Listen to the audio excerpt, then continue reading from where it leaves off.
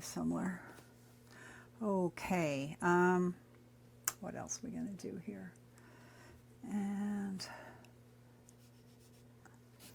let's do this in the center. I'm also checking out this paper as I work. So far it's doing pretty good. Not bad at all. Okay, that's going to take a little bit to dry. All right. Okay, let's do these little lines here. Oh, that doesn't show up too well. Never mind, not that one. I'll give it a little dab.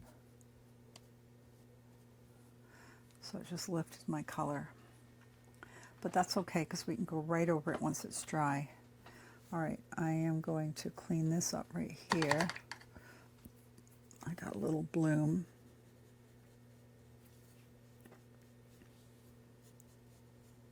There we go.